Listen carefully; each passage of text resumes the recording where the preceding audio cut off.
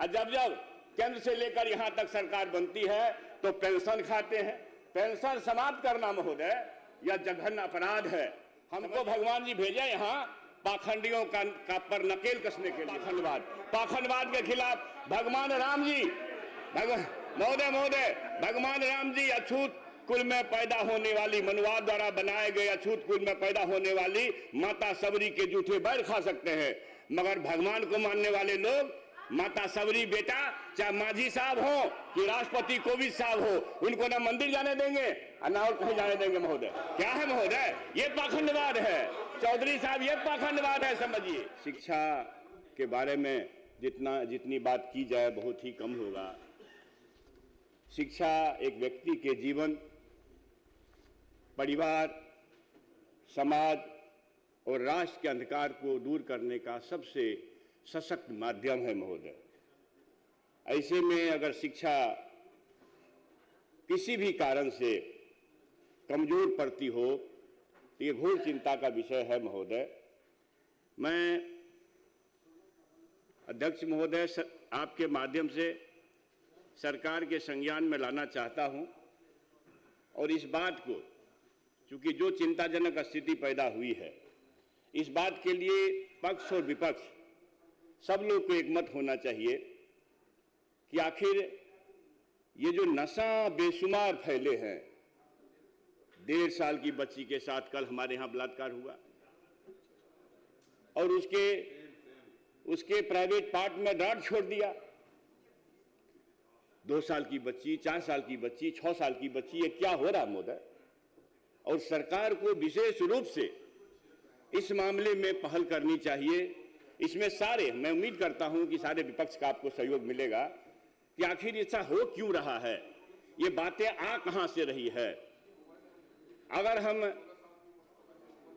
आर्थिक सर्वेक्षण का जो प्रतिवेदन है वर्ष 25-26 का, इसको देखेंगे महोदय तो तालिका संख्या 12-14 पेज संख्या 425 स्पष्ट है कि नामांकन प्राथमिक स्तर पर कमजोर हुए हैं। अब लोग अपने बच्चों को नशा की तरफ ले जा रहे हैं, मजबूर है। ऐसी स्थिति भयावह है, पता नहीं एक सदस्य वाकिफ होंगे कि इस ढंग से पता नहीं क्या हो गया है कि बच्चे को अगर मना करते हैं माता पिता तो माता पिता पर भी गोली चलाने की स्थिति, मानसिकता रखते हैं। रोज दिन महोदय 300 रुपया के लिए, 500 रुपया के लिए, जो प्रतिवेदित नहीं होती घटनाएं, 800 रुपया के लिए फेरी वाले का ये लोग छीन करके सूखा नशा खरीद करके पीते हैं, खाते हैं, जो भी इस तरह की बातें होती है। तो ये महोदय अगर इसको हम आपके सामने है, मैं पटल पर रख दूंगा कि 23-24 के अपेक्षा 24-25 में 7,49,000 बच्चे कम नामांकित हुए प्राथमिक स्तर पर। कहाँ जाएंगे? नशा में लोग जा रहे हैं तो होगा क्या? उससे संयुक्त रूप से अनुसूचित जाति के 1,63,000 बच्चे स्कूल नहीं जा सके, अनुसूचित जनजाति के तो 17,000 हैं और लड़कियों में 5,37,000। तो इस तरह से मैं महोदय, और वही स्थिति है माध्यमिक शिक्षा का। माध्यमिक शिक्षा का क्या है? नामांकन की में कमी, लड़कों में तो कम है, 32,000 है, लेकिन अनुसूचित जाति में 1,69,000 है। उसी ढंग से उच्च प्राथमिक में अनुसूचित जाति में 1.55% है, जबकि आंकड़ों की कलाबाजी होती महोदय। सबको पता है, सरकार कुछ कलाबाजी दिखाती है, करती है, आंकड़ों को मिलाती है, सब काम करती है। उसी ढंग से महोदय प्रारंभिक सभी तरह के प्रारंभिक विद्यालयों में महोदय स्थिति और भयावह है।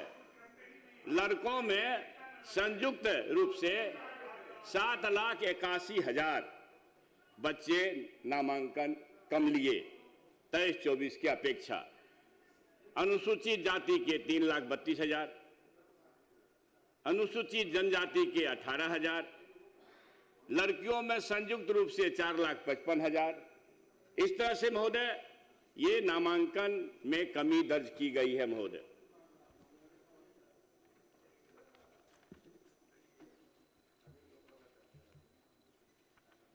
ड्रॉप आउट जो है, ड्रॉप आउट की क्या स्थिति है?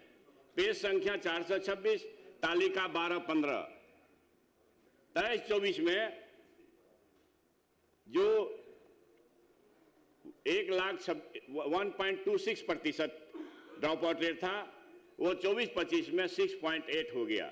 अंतर कितना हो गया महोदय? 5.54 का। लड़कों में 1.23% था 23-24 में, वह 24-25 में 7% हो गया। इसमें भी 5.77 दर्ज किया गया महोदय। संयुक्त रूप से 5.65% बच्चे स्कूल छोड़े हैं महोदय। इस तरह से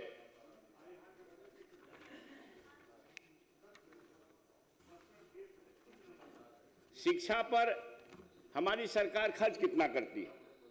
शिक्षा पर हमारी सरकार महोदय कुल जीडीपी का महाराष्ट्र खर्च करती है 1.65%, 1.65% प्रतिशत में जीडीपी का, और वह रुपया होता है राशि महोदय 1 लाख करोड़।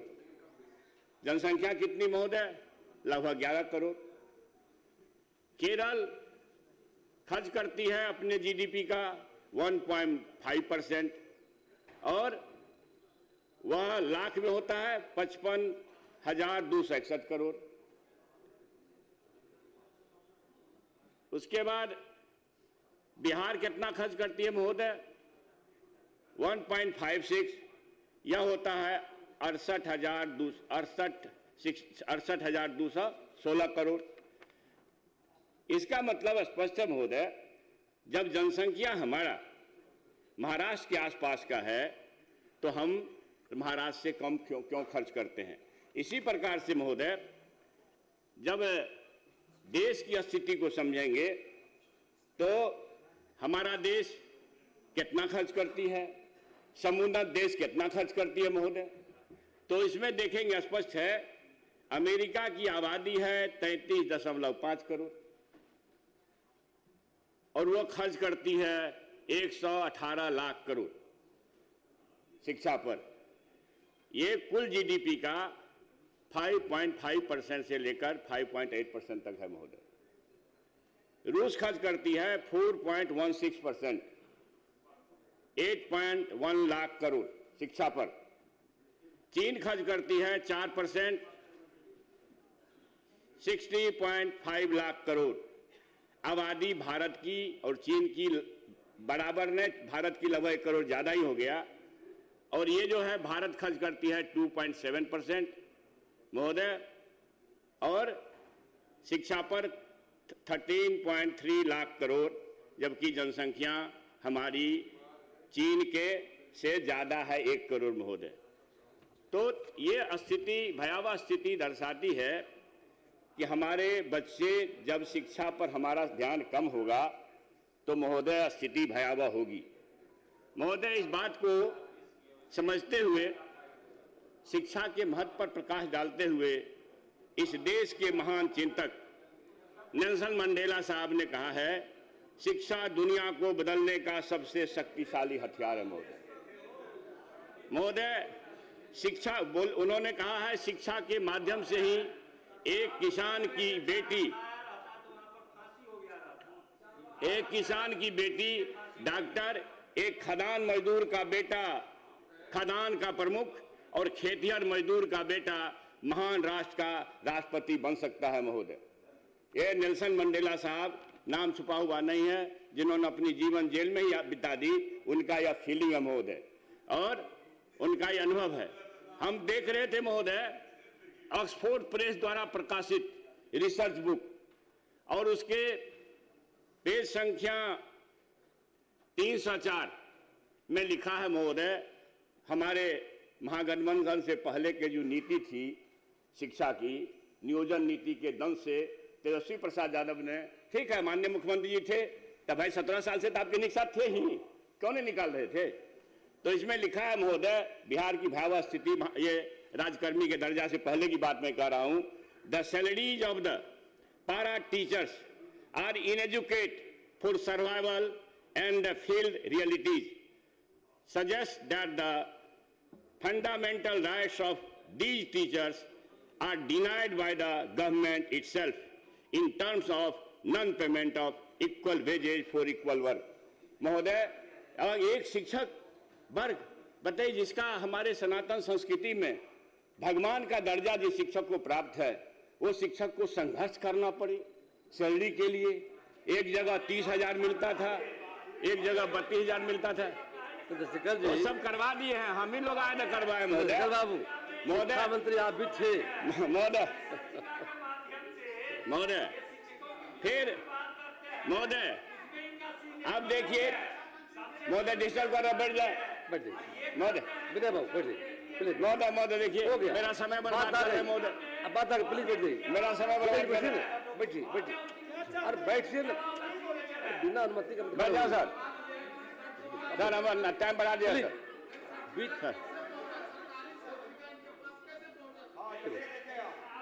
महोदय 4.5 लाख शिक्षकों को बिहार में नियोजन के दंश से बाहर निकालना, ये तेजस्वी प्रसाद यादव जी और महागठबंधन के समय का ही मामला महोदय, दूसरे समय का मामला नहीं महोदय।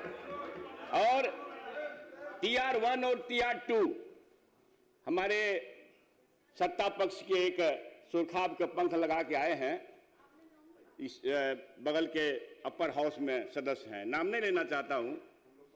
अब अद्भुत है, मैंने समझ लिए सर, मैंने हम शिक्षा मंत्री का कार्यभार देख रहे थे, लेकिन संचिका की जानकारी उन्हीं को है, मेरे पास नहीं है। अद्भुत है, कुछ भी कुछ बोल देना और कुछ भी बोल देना। ये कौन नहीं जानता है कि TR1 के विज्ञापन के 1 महीना 7 दिन के बाद पाठक साहब आए थे। तो बीपीएससी बहाली में पाठक साहब का क्या मतलब है भाई? क्या मतलब है? हाँ, पाठक साहब आए तो आउटसोर्सिंग में अन्याय किए महोदय। पाठक साहब आए तो आउटसोर्सिंग में वो अन्याय किए लाखों बहाली में कि पिछड़ों, दलितों का, सबका, आदिवासियों का सबका हिस्सा काट दिए।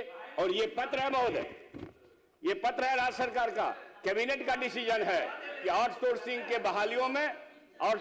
बहालियों में आरक्षण का लाभ मिलेगा। पत्रांक 14,556 दिनांक 17/11/17। मगर कहीं बहाली हुई, इसकी कौन समीक्षा करेगा? मैं आपके माध्यम से सरकार से चाहता हूं कि कम से कम जो बहालियां हुई है उसकी समीक्षा कराइए। और मंत्री जी तो खैर दलित वर्ग को रिप्रेजेंट करते हैं, हम आशा करेंगे कि भाई कम से कम आरक्षण की समीक्षा करिए कि आपका आउटसोर्सिंग में कितने % आरक्षित वर्ग के लोग आ सके, नहीं आ सके। महोदय मतलब भयावह स्थिति है। और TR1 TR2 में 2,90,000 लोगों की वैकेंसी और 2,25,000 लोगों का रिजल्ट, 2,17,000 को कंपटीशन के माध्यम से शिक्षा के लिए समाज को परोसी गई महोदय, शिक्षक बहाल हुए। क्या इसको उपलब्धि नहीं कहेंगे तेजस्वी प्रसाद यादव का और अन्य लालू प्रसाद जी का?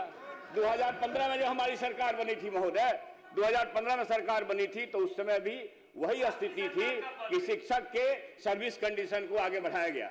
मेरा मतलब महोदय इस बात का है कि निश्चित तौर पर महोदय ये माना जाएगा कि जब महागठबंधन आती है तब कुछ न कुछ समाज के लिए लाती है, और जब केंद्र से लेकर यहां तक सरकार बनती है तो पेंशन खाते हैं।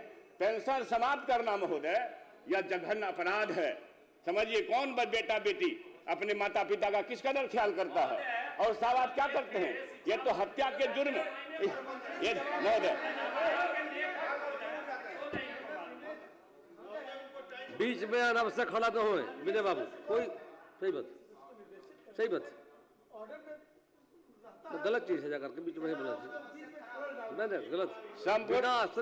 संपूर्ण बिहार की आवाम जानती है महोदय, संपूर्ण बिहार की आवाम जानती है महोदय। मैं चौधरी साहब मधेपुरा के महान मतदाताओं के आशीर्वाद से, ईश्वर के कृपा से लगातार चौथी बार जीत करके आया हूं महोदय। और मैं समझता हूं कि अगर भगवान जी मेरे साथ नहीं होते तो मैं चुनाव हार के आता है। हमको भगवान जी भेजे यहाँ पाखंडियों का पर नकेल कसने के लिए, पाखंडियों पर नकेल कसने के लिए। इस शब्द को हटा दिया जाए, इस शब्द को हटाया जाए महोदय। पाखंडी शब्द हटा दिया जाए वोटिंग से। अरे भगवान तो कौन नहीं मानता है, मगर पाखंडवादी को नहीं मानते हैं। पाखंडवाद इस हिंदू व्यवस्था को, सनातन व्यवस्था को समाप्त करने का सबसे बड़ा औजार है, जरिया है पाखंडवाद।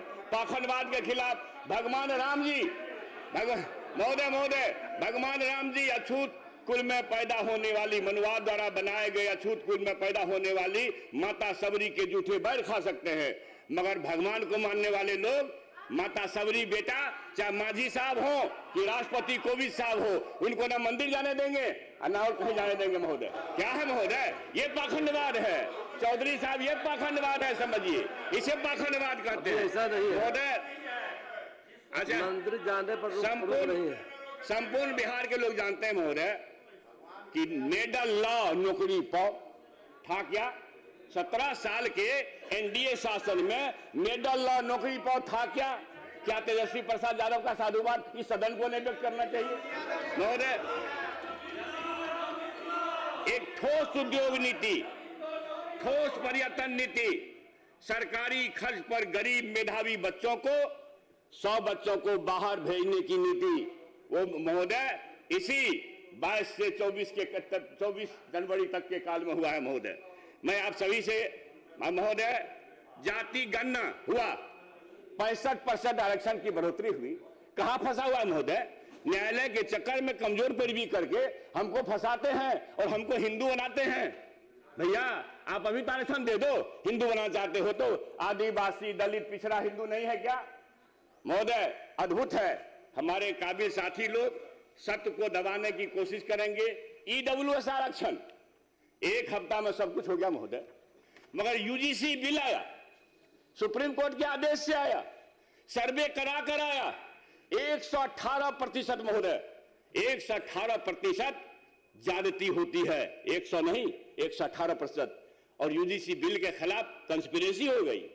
और जो आदर्श थे प्रधानमंत्री जी, माननीय नरेंद्र मोदी जी, माननीय प्रधानमंत्री जी, जिनसे समाज के आदर्श होते थे, वो तेलिया कहने लगे, तेलीवा कहने लगे महोदय। यही पाखंडवाद है। पाखंडवाद कहते किसको है? यही पाखंडवाद है महोदय। मैं जातिगत बात को मत समझ लीजिए महोदय, 5 मिनट में समाप्त करेंगे महोदय। महोदय, मैं आप सभी से ये कहना चाहता हूं, इस सदन को आपके माध्यम से 17 साल महोदय, माननीय मंत्री पूर्व शिक्षा मंत्री रहे हैं, विद्वान आदमी हैं, और प्रधानमंत्री को जाति सूचक शब्द से जोड़ रहे हैं। पूर्व मुख्यमंत्री जो सजायाफ्ता है महोदय, लालू प्रसाद लिखते हैं, श्रीमान लालू प्रसाद। लालू यादव कब से जोड़ने लगे महोदय? क्या वो पाखंडवाद नहीं है महोदय? करनी कथनी एक होनी चाहिए, चेहरा एक तरह के दिखाई पड़े महोदय, अपने अंदर झांकनी चाहिए महोदय। इस तरह की भाषा कतई उचित नहीं है महोदय।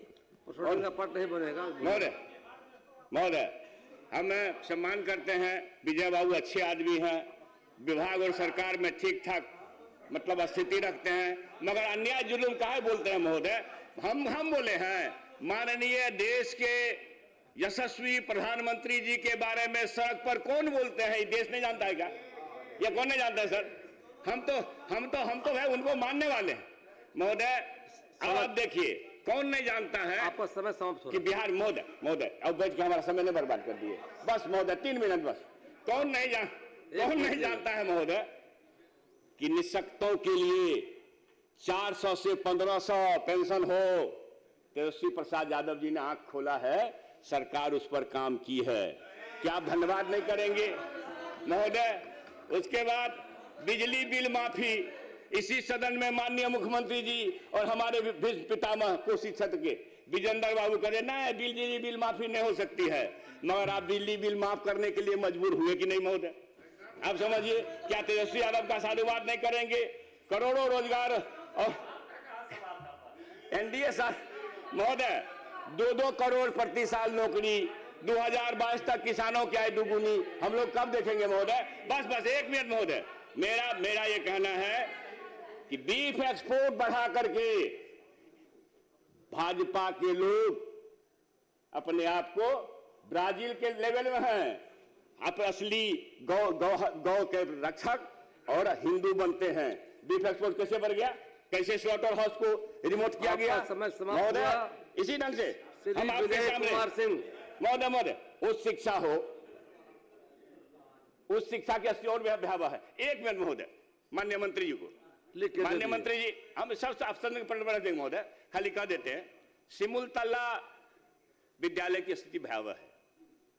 2 जून 2027 समझ लीजिए चंद्रशेखर जी के समय का, उसके बाद सिमुलतला शिक्षा सोसाइटी की बैठक नहीं हुई है। बीपीएससी को बहालियां देनी थी, निर्णय हुआ। मॉडल स्कूल की अभी चर्चा हो रही है, सरकार करने जा रही है। जिला स्तर पर मॉडल स्कूल उच्च स्तरीय बैठक में, विजय बाबू जानते हैं, उच्च स्तरीय बैठक में यह तय हुआ कि सिमुलतला मॉडल का स्कूल हर जिला में एक बने। उसके आधार पर जो सामान्य सभा की बैठक, जो एपेक्स बॉडी होती है सिमुलतला की, उसकी बैठक हुई और यह निर्णय हुआ। पाठक साहब भी उसमें शामिल थे, परंतु एक नाजायज आदेश से उसको रोक दिया गया। इसलिए